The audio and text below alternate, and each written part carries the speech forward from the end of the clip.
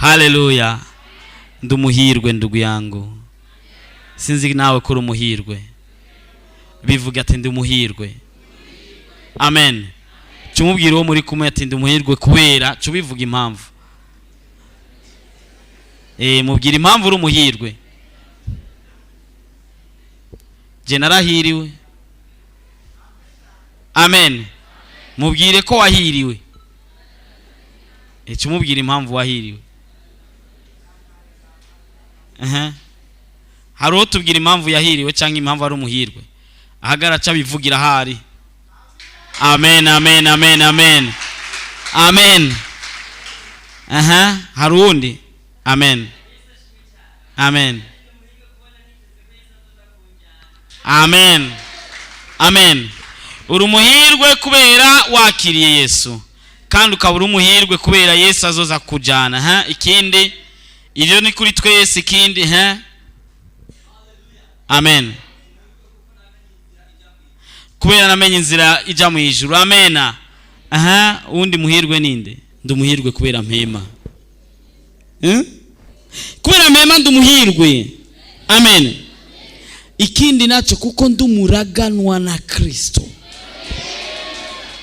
Amen.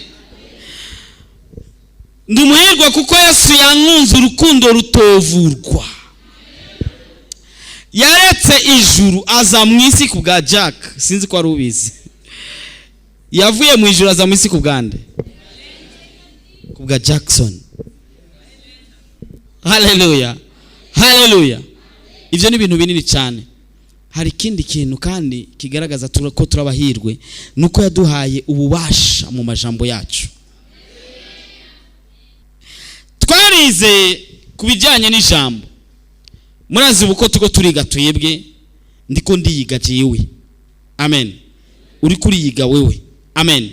Twarize abahizi benshi. Ariko ubu rero tugira twinjire mu kwizera. Ni wizera. Uku kwizera rero nta kuntu dushobora kukwiga tutaratangura kumenya ubushobozi buri mu ijambo. Hallelujah.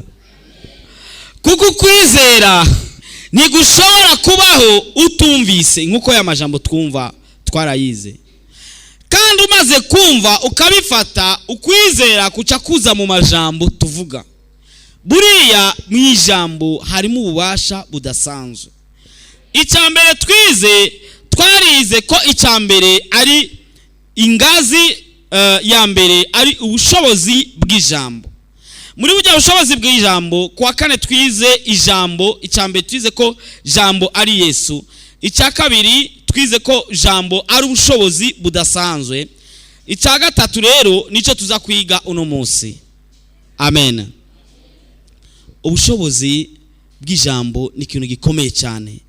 Icya gatatu tuza kwiga duti ni inkota ya mwemu idufasha mu ntambara zose. Uziko hari igihe uterwa n'abadayimoni ukibaza ingene uri bubagwanye ugatangura kurondera abantu bagufashe kubagwanya. Hari n'ikindi gihe uterwa n'abadayimoni batandukanye. Abadayimoni batera kwinshi sivyo none. Hari nk'umudayimoni ashobora gutera wakadenderezo bakakudendereza nko mu quartier nko muhira nko mu kazi bakakudendereza nawe ukumva umenga kurugwana wovuga sivyo none. Bavuze ngo ni naka yagize ibi niba ukumva umenga wovuga ukwiteteya woja hejuru wo bitanga wogira gute na kuriya. Hari kindi gihe abadayimoni baduka ugasanga utwawe turwo turanyagwa, ugasanga urukurabura gahuzu, ugasanga hari intambara usanga utegwa n'abadayimoni ukimvira ingene uri bubagwane ukabibura. Ariko reka dusoma amajambo y'Imana turabe ingene ijambo rishobora kugwana urugamba kandi ugatsinda. Amen. Turasoma mu Banyefeso 6:17 ni page ya 222.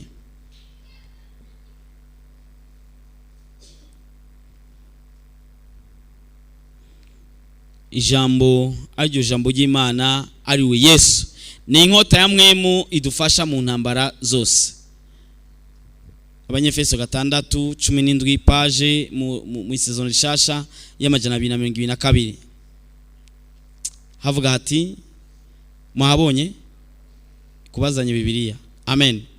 Munyemere abazanye Bibiliya bahaguruke tuhasome duhagurutse.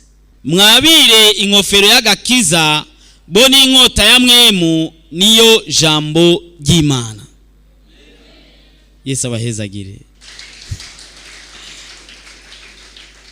Naravuze ko ikigwanisho cyari gihari muri ibi bihe cyari ikigwanisho cyitwa inkota epe. Mu gihe ubu hari ibigwanisho bikomakomeye nk'umusirikare yo bari ngaha yo babizi cyangwa wabaye umusirikare azi ibigwanisho bigezweho. Je ntabwo nabaye umusirikare mugabo ubu ndiwe wa Yesu. Amena. Barazi ibigwanisho bigezweho. Navuze ko hariho za drone, hariho za char de combat, hariho za ande za Jaguar sinzi ko zikibaho, za B52 zari zo mu myaka 90. Hari ibigwanisho bikomakomeye vy'iki gihe bigwana urugamba, kandi ubijanye mu rugamba uvuga ati vraiment ngiye ku rugamba ndipanze. Ico gihe rero umuntu yipanze yagenda atwaye inkota, ntiyatwara igisu, yatwara inkota. Inkota ni gisu kirekire coba kingana imetero cyangwa imetero sinzi ni nusu cyangwa sinzi rurerure, kandi mu kugwana ubwo nyene nigo agwanisha uri kuratera kandi uri kurazibira. Umuntu ateye gutya agira guteme nawe wacuzibiza nyankota nyene. Bwana swe sana. Rero Paulo abwira abanyefeso ngo ni mwabiri inkofero y'agakiza bo n'inkota ya mwemu niyo jambo ry'Imana. Inkota yo mu buryo bw'imwemu igwana urugamba nta yindi atari ijambo ry'Imana. Buriya birambabaza kubona umuntu ashobora kuba atafise Bibiliya kandi akijijwe. Ashobora kumara indwi yose atagira verse cyangwa umurongo agumana mu mutima uza kugwana urugamba. Abadayimoni baraza bakagutera bakorohererwa kubera atajambo ufise. Bwana swe sana. Bwana swe tena. Intambara zose urashaka kuzigwana kandi ukazinesha ukoresheje ijambo ry'Imana. Amen. Ni webuke igihe Satani atera Yesu avuye mu mafungo, uziko Satani yakoresheje ijambo kuko azi ko ijambo arico kigwanisho gikomeye. Ntabwo Satani yatoye amabuye ngo amutere Yesu. Haraho mwabisomye. Nta Satani yafashe ibiti cyangwa ngo afate ngo ibiki ngo agiye gutera Yesu. Yamuteye ijambo. Yesu nawe acazibiza ijambo acatera irindi, abaramutsinze. Amen. Buriya nibize bigutangaze Satani nawe aguteye ijambo ryanditse muri Bibiliya. Hari amajambo abapagani bafatirako akumva umengira ijambo yori gufatirako yoritera. Nawe ugomba kumvisa ijambo kugira ngo uritere. Uzibize kwanza ijambo maze utere kandi ijambo. Haleluya. Haleluya. Intambara zacu ntabwo ari zo mu mubiri. Murazi ko mu Banyefeso 6:12 avuga ngo abo tunigana saba inyama n'amaraso, ngo ariko tunigana n'abakuru n'afise ububasha n'abaganza isi y'umwiza. Abo rero uzogwana nabo gute? Si bifunsi, si insoro, si byigwa wize ku ishuri. Oya, ubagwanisha ijambo. Buri ijambo ry'Imana ririmo inkomezi zidasanzwe. Namangunda kubaha akarorero k'abadayimoni. Umuntu agwaye abadayimoni agasimba, adamanga komindura agasimbagurika. Ntuzufate ibuye ngo mukubite ngo urukura kubita abadayimoni. Nababwiye abandi bantu nabonye bafata Bibiliya iyi Bibiliya ni gitabo. Yesu ashime. Impapuro bazikorenga mu isi. Mugaba ijambo siki, ijambo ni kirimwo. Amen. Niyo mpamvu babijana bagifata bisanzwe, uzamva mu bindi bihugu barituriye bagize kuriya ugasanga Imana ntikwira reagisa uretse gusa umuntu umwe bayerekanye ku ifoto yagize ikirundi kiragoye. Mu kirundi ari ibintu umenga biteye isoni kuvuga mu kirundi. Yagize pipi kuri Bibiliya. Amvuze ikirundi cyisone. Ubwo nyene icyo yakoresheje mu kugira pipi, mvuze ikirundi cyisoneye, kica kihinduka inzoka. Ururimi rwe nago sinzi ngene rwaciye ruba ruca rwasokoroka rucarungana ndibaza rutanuka kuboko rugira hariya. Iri ni ijambo ry'Imana. Hari kindi gihe abantu barisuzugura akagifata ibisanzwe, Imana ntireyagise, Imana ntigira ikikora. Mugabo cyane ijambo ririmo rirakomeye. gufata umuntu agwaye amadayimoni mukamukubitiki mu mutwe kirashobora gukora cyane, mugabo ahanini ni ijambo ririmo niryo rifise icyo rimaze. Vuga iryo jambo kuri abo badayimoni bacavuga ati twarumvise amajambo, iriryo ni finale. Amen. Uzokumva abadayimoni bavuga ngo turahiye ukacuraba ufise igibiriti muri mwebwe ukamubura, ukaraba ufise basi ni iki giturira ukabura, mugabo ijambo ryonyene rikaba rishobora kwinjira mu mpemu y'umuntu rigakurikira abadayimoni barimwo rikabomora rikabakubita kugeza hariya. Amen. Hari abantu bavuga ngo Yesu yakoze icyaha mu kubwira aba badayimoni bagende mu ngurube. Umuntu yaragwaye abadayimoni ahuye na Yesu, abadayimoni babonye Yesu batarajugumira, baca baratakamba ati duhuriyega mwana w'Imana, nukwigiye cyacu kitari bwagere nguze kutu ngo basi twemerere basi tujye muri izi ngurube. Ngo zijya ngurube ngo kubera Yesu yangwitse muri zijya ngurube nye n'ingurube yaciye ahomba. Yesu yagomba kwerekana agaciro k'umuntu ko kari hejuru kuruta ibintu. Hakizo daimoni zoguma muri uyo muntu zotuma zijya mu bikoko vyose byo kwisi, ariko wa muntu Imana yaremye ku gaciro afise agume yidegembya, agume ari muzima. Kandi abadaimoni barumvira itegeko, kuko iyo avuga ati oya ndanse nizari kujayo, uratege kuvugira ati muvemo. Undi yavuze ngo kemeye abadaimoni ntuzuvuga ngo toka kuko uvuze toka rimwe zica zumva zikavamo, uvuze kandi toka zica zisubira hahandi. Toka bivana nawe uhereza. Uvuze toka hageze hariya ziragenda, uvuze toka akagarukira hahandi yarari. Urumva nombre pere na impere. Bwana sasa sana uvuze abadaimoni baravyumva, kandi ururimi abadaimoni bumva n'ururimi abamarayika bumva sibi bisohoka mu kanwa bihereye ngaha mu kanwa, nibi bisohoka mu kanwa bihereye ngaha mu mutima. Nico gituma n'abapfumu n'abarozi bashobora koresha izina rya Yesu rivuye ngaha ku munwa, kavuga ati none yanyisikirutse kandi yariko arasenga mu izina rya Yesu. Hari abantu bihenda ngo urumva ngo nakanga akoresha amareba ngo ikivyemeza ngo navuga izina rya Yesu, naka nawe ntakoresha amareba kubera aravuga izina rya Yesu. Bararivuga rivuye ngaha ku munwa, aba ariko aravuga Yesu wa mujezi aba hafi yabo, wa mujezi nta Jezi Mari aba hafi yanyu canke mwiganye, niwe aba ariko aravuga mu izina rya Jezi mu mutwe wiwe no mu vyiyumviro vyiwe ariko aravuga wa mujezi aba hahandi mu Kayanza. Ariko wowe uvuga izina rya Yesu rivuye ibwina mu mutima. Abadaimoni bumvise Yesu wavure uvuze avuye mu mutima indani, umuvuga mu mpwemu, ijya mpwemu yawe igahura n'impwemu ziri mu rujya muntu, nimari mpwemumi numenye ingene zomotse. Bwana sade sana. Nico gituma mwikarte bazo kwita umurozi. Kubera iki? Bazana uburozi bakoreye ku mwaka wose, batangiye amafaranga menshi, kumbure basheshe n'amaraso y'abantu canke nibiki kugira ngo bakuroge wewe, mugabo kazana izina rya Yesu rivuye ibwina mu mutima, kubw'ijambo ry'Imana ukavuga ati ngira ndahonyere mu izina rya Yesu kandi nacomba. Hallelujah. Dufise ubasha bwo gutegeka. Nuze bigera uva mu nzu nk'umunyagihugu asanzwe, urumva nivyijiji mu maso avyite biki bitirotiro gacusohoka. Oya barasede sana.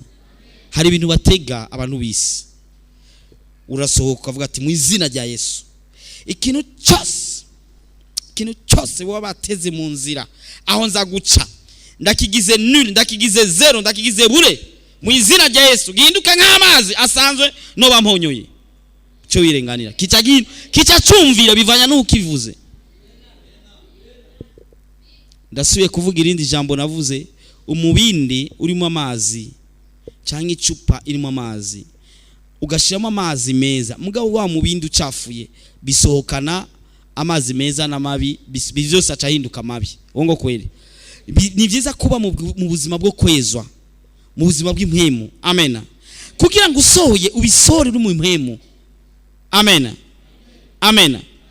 Twarigeze kwiga gatonya mugabo kandi ndizera kumbure wundi musi zosura tuvyige ingene ukwiye gusenga uri mu mpwemu atari mu mubiri. Amen. Hari amasengesho yo kubomboranya iminywa ya yandi Yesu yabwira abafarisayo ngo ugenda mu mayira abiri ukabomborana iminywa nka bya bindi. Hari abantu usanga avuga amarecitation bamwigishije canke bya bindi kwa nuzenya kwa patiri bamwigishije kwa shehe bamwigishije agagara imbere ya mayira abiri yerekana ko we azi gusenga. Agagara nyina ahantu hose wabona ko azi gusenga. Oya, sivyo Imana ikeneye. Mbere Yesu yavuze ati uje mu cumba cyawe indani, ni kuvuga mu mutima indani. Mutima indani hariya ibwina usora isengesho rivuye hari indani ibwina. Atari isengesho rikoresheje ubwenge. Nivyo tusengesha ubwenge na mwemu nkuko Paulo yavuze. Impwemu n'ubwenge. Ntusengesha ubwenge gusa. Haleluya. Haleluya. Mugabo kandi ni mwemu. Winjire mu mwemu. Birabimbabaza turi muri louange na adoration kazibona umuntu ariko arasamara yirabira hirya no hino. Ujya mwanya n'umwanya udasanzwe uko winjira mu isengesho ry'imwemu. Sohora ijambo rizima. Urashobora gusohora ijambo rikugwanirira ubuzima bwawe bwose. Par exemple, uri umwigeme ukasohora ijambo ukavuga ati sinzigera sazira iwacu. N'iryo si ijambo. Kandi kaba rivuye mu mutima sinzosazira iwacu. Kandi nzorongorwa kandi mariage yanje izoba nziza. Kandi nzorongorwa n'umuhungu agezweho. Kutavyumva. Uravuga urategeka. Amen. Nikigwanisho gikomeye. Hari abajene rero. Hari umukobwa gukurikirana, hari umusore gukurikirana. Uravuga ijambo mu izina rya Yesu, uyu muhungu amva inyuma.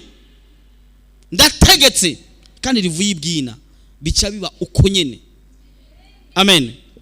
Ikintu mutegeza kumenya, iyi si y'ibiboneka ni resultat no itani ni nyishu cyangwa ni bigaragara vy'inyishu by'isi taboneka.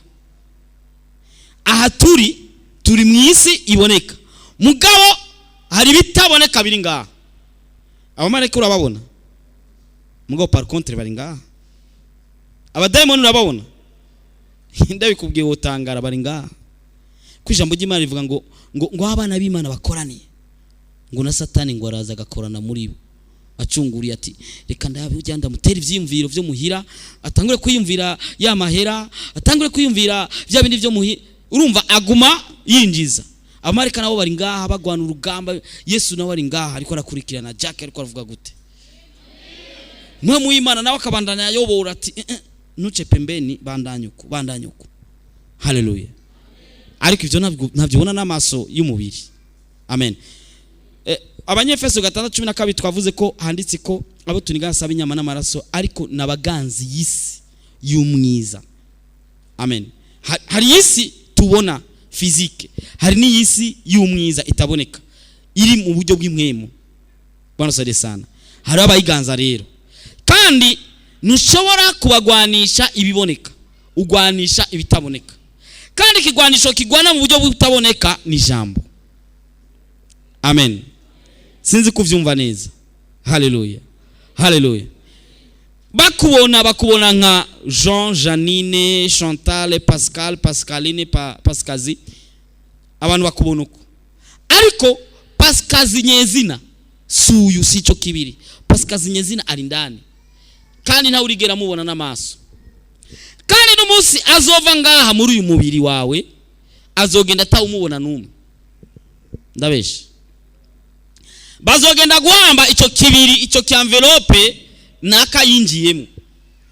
Kandi uravye buri envelope ntirusha valeur ikirimo. Envelope irimo chèque ya 1 milliard. Kijya kiri mujya ijya chèque. Yesu ashimwe. Niyo fise valeur kuruta ya envelope. Amen. Uyu mubiri rero uradusumbua. Ngurumva ngo sinokorera Imana, ngurumva ngo sinofata urugendo rurerure, ngumva kumusaga n'amaguru kuza mu kigobe, ngurumva ngo umubiri wocoka. uruko ugomba kuba umubiri udacoka mugabo ikiri indani nico gikeneye gufungura kandi umubiri w'indani aronda canka akavyibuha n'umuntu w'indani w'imbere indani niwe avuga agasohora ivyo asohoye bigasohokera kuri uyu mubiri. Amen. Tumenye rero kuvuga amajambo avuye ibwina mu mutima kandi afise ububasha. Kandi ntuzusore ijambo ribi kuko nk'umuntu w'Imana kijijwe ari mu mwemu ukarisora rivuye rigenda nkuko nyene. Wabwiye umukobwa ati nzokujana imbere y'Imana ciyandika ati Jean azomujana Janine, ukacuja kujana Chantal. No, ijambo ryanditse ko ari Janine, waramubwiye Janine ko uzomujana. Utegereza gusubiza mu jambo ati nari nakubwiye ko nzokujana ubu ndabihinduye sinzokujana. Sinori yagufata. Bwana siwe sana. Ubushobozi bw'ijambo. Umupapa umwe abasenzi baje kandi yari umutama w'ishengero. Bamubwira ati wewe ufise abagore babiri. Ati Imana itubwiye ko ufise abagore babiri.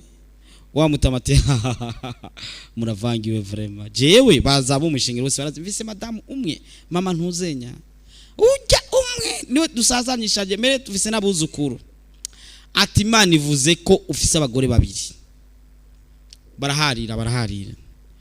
Imana isubira avuga ati harira ko ata muntu wemereye atamugora agira kabiri wemereye kanzu uzomugurira ku bunani. Ati akuzukuru kanje ndakabwira ko arakagore kanje yego narakemereye ko nzokagura kanzu ku bunani. Ujya n'umugore wawe kabiri Imana yandika ko ufise umugore agira kabiri. None umaze kumubwira ngo ngura umugore wanje shango ngura umugore wanje. Byabindi bavuga ngo ugomba guhenda umwana amubwira ngo inakuru ngo n'umugore. Ngura umugore wanje ngo sheri ngo umugore wanje sheri ngo Imana ikacandika ngo avuze ko ari umugore wiwe. Umugore wa mbere yabwiye ko ari umugore wiwe yabaye mama ntuzenya. Umugore kabiri abwiye nako kana kiga mu wa mbere. Kuko wasohoye ijambo. Ega nuko mutazi ko ijambo rifise ubushobozi kuruta inko. Sinzi ko mukivyibuka ko twavyize. Ijambo rifise ubushobozi kuruta inko. Uwakoze inkoho nuko yakoze ijambo kwanza. Baragize formule aramubwira ati no andika gira iyi formule gira gutya inko iravamo. Kandi bamubwira ati fata inko uje kurasa naka ni ijambo rikoreshwa. Fata inko genda urase naka ni ijambo. Niryo rikomeye kurusha ya nko. Ku ijambo rivuze ati reka kurasa ntabakirashe. Murumva ubushobozi bw'ijambo. Haleluya. Wewe nawe gacwengera kana akuzukuru kawe cyangwa ababinamu rero baratesa ngo bibi yangu ngo cyangwa umugabo wanje ngo urumva ngo ndaza kujya ngo urazi kuri umugabo wanje. Imana cyandika ati umugabo wa mbere nguwo aho arukira inkumiga ugajura n'undi binamu wawe ngo nawo ngo kubona yangu kandi ubona yako agira kabiri. None nurabisohoye ijambo ry'Imana rivuga ngo kijya gihe ngo igihe cy'iherezo Imana izojuje izocira urubanza ijambo ryose ryasohotse ngo nivyafunitswe n'imwemu bijya bintu munapfa kuvuga. Bijya bintu munapfa kuvuga ati ona ndakwereka ndakwicasha. Imana kacandika ati nakarishe naka. None Yesu ntiyabivuze. Yesu wamubajije ati none urumva rero ngo none ngo umuntu ngo umugore amugoye arashaka kumwandikira taraka amandikira ikete amurungiki wabo atoya. Ati umwirukanye wabo ukazana uwundi uzobusambanye. Ati mbere ngo je nababwiye ni Yesu niyo yabivuze. Atuzora umugore wa mugenzi we akamwifuza. Urazi kwipfuza? Kwipfuza nurenga naho uyicaye canka aho uhagaze. Wipfuriza mu mutima nuwo wifuje ntamenya ko wamwifujije. Imana yandika ko umusambanije. Niko Yesu yavuze. Ongo kweli. Ni warinze no kubivuga mu mutima gusa uravuze ngo ntavyo mumvise mvuze. Imana ikacandika ngo arifujije umugore wa naka. Ukacuvuga ngo ngo je ngira nifuze rero umukobwa si umugore wa naka. Ujya mukobwa wifujije azo umugore wa naka. Imana yaguharuye ko kukoze icako si umugore wawe. Nimba rero umaze kwifuza Imana ikandika ko ari icyaha. Bwana siwe sana. Ubivuze hoho wibaza ko cyo babingana iki. Bwana saje sana. Uvuze ati sha je no kwica jewe. Imana ikacandika ati arisha. Ati abantu uzenye bose bari bakwiye gupfa. Ubwo nubwo kuvuze ababembe cyangwa abafurero cyangwa abarundi cyangwa abahutu cyangwa abatutsi cyangwa abatwa cyangwa mandika cyane kati naka aragizeho nyabwoko yishe ubwoko bwose bw'abantu zenya sinzi ko muri ko mumva ububerezi bw'ijambo tuvuge par exemple mvuze ati mvuze ni bafate quartier runaka babice bose abasoda bakaca bagenda bakabica bose ndaba yafashe umupanga cyangwa inkongo agende kwica abo bantu naba yavuze ijambo gusa abo bantu bandikwa gatwe kandi uwambere kandi kwako nuwo yatanze itegeko bwana sade sana rero ubushobozi bw'ijambo tugezaho tuvuga ko ijambo ari kigwanisho kimwemo kigwana mu ntambara zose buriya igihe cyose hari imbeba zibatera mu nzu imbeba z'abadayimoni urabona imbeba zitwenga zigatwenga wowe gasumbuko gafata nk'imitego nka veni ugashiraho zikagenda zikayitegura ya mitego yose n'utunyama washize ko waguze ikiro cyose wakase dupande pande zikatujya zikaca zisubira zigatwenga izo ni imbeba muntu naho gacuja ngaho karira ukarondera ivyufuruguta bapfumu ni vuga ijambo no vuga ijambo byati wambeba we ndagutegetse ubunyene ndakumenya kurinde bunyene cyamvu imbebe vuga ati none nakubwiye ko ndi mama kabibi wabimenye gute ko ndi mama kabibi bwana sade sana bwana sade tena ikigwanisho dufise buriya ni ijambo kandi ndumuhirwe kubona Imana yaduhaye ijambo buriya nta kintu gikomeye kuruta ijambo jambo ninde Imana yaduhaye Yesu muzima andiko ndasohora ni Yesu amen kandi uko wakiriye niko agenda gakora ibikorwa bikomeye cyane muribuka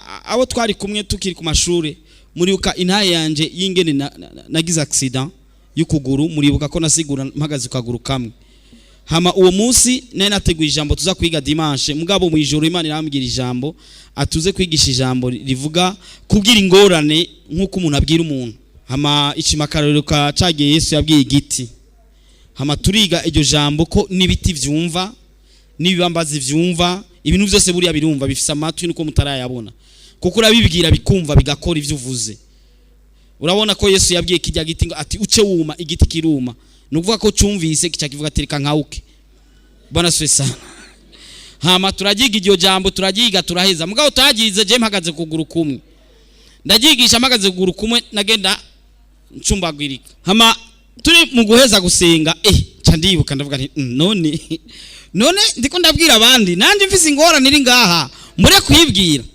candagitunga urutoke ni wakiguma we ico guma bari bashize ko imiti ivuye kuri hospital militaire ico gihe yaramaye imiti yose ishoboka bavuza abasoda niki mugabo kiranga gukira cyari kiboneka kumenga kigiye kuba ikironda ndugu sinzi ikironda ndugu ko mucumva mu kirundi sinzi ko bacita ikironda ncuti mugabo mu Giswahili bacita kironda ndugu hama ndavuga nti no iyi kironda rero foko ndakibwira ndakibwira ndagikangamira gose mbere ndakikarira gose ndakibwira ni wakigama we kau nyene mu izina rya Yesu ndakibwira naco Imana kiranka nguma ndaba mbona umenga kiracari kwa kundi rero kicakirushirizaho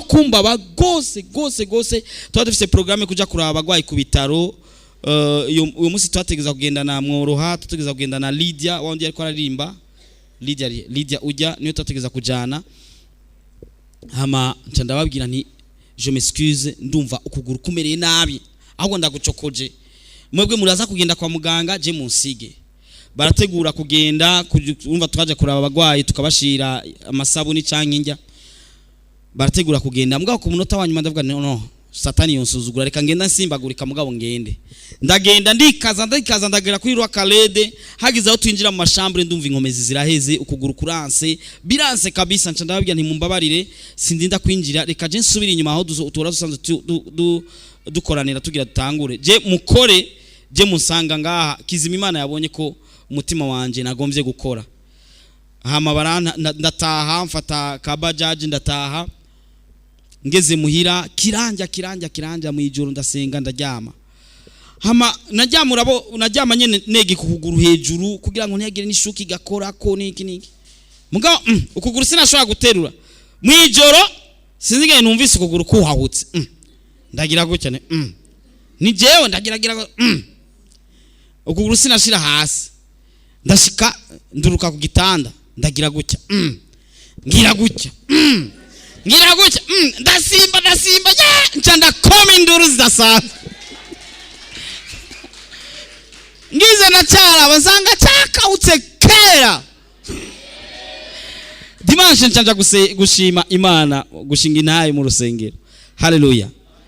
Ibi aho imiti sindayize amazina imiti bironda, aho imiti inanigwa abaganga bakananigwa ijambo rirashoboye. Amen. Amen. Aho Minerval yananiwe, aho Bamuyomba bashangazi bananiwe ijambo rirashoboye. Aho iki yananiwe, aho Inkowe yananiwe, aho Blend yananiwe, aho mugabo ijambo rirashoboye. Buriya uzi utinye ikintu cyitwa ijambo kandi uzi cyo wubaha ikintu cyitwa ijambo. Ubu tugira dukoresha ijambo. Amen. Amen. Tugomba duhaguruke tuvuga ijambo. Amen. Utangure kuvuga ko wahiriwe. Amen. Uvuga ati narahiriwe. Amen. Kandi ndatera imbere. Kandi nzogirirwa neza. Kandi ndi mu bwiza bw'Imana. Utangure kwatura aya majambo. Hamuca utera rero ibitero ahantu hose uzi. Mugabo bwa mbere na mbere ubanza kwezwa. Ubwira Imana mbabarira Yesu, mbabarira nunyeze n'amaraso yawe. Hama uca utera rero ahantu hose uzi hatewe. Hari ahantu hawe hafashwe. Hari ahantu hafashwe. Yego harari ndakubwira. Amasengesho yawe yarafashwe. Usenga udusengesho twanzunya harafashwe. Tera ibitero hajya ahantu Satani arekure. Uzura senga neza. Business yawe yarafashwe. Tera ibitero aho hantu Satani arekure. Ngo kari mu kanamba kiki ngo akuzayo n'ubuhiri sinibukiye uwo mugani. Fata ibitero ukubite. Kandi nurinda kubitegura ngo ubanza ubunyene intambara iratanguye. Amen. Utere ukoresha ijambo. Amen. Ubwira Satani ati ndakwatse mu izina rya Yesu amahoro yanje. Urazi kumara indwi yose udatwenga bibaho. Je nakunda gutwenza mbye ko ari ubwa mbere atwenze aruko je ndamutwengeje. Yamaze imyaka nambari 19 adatwenga.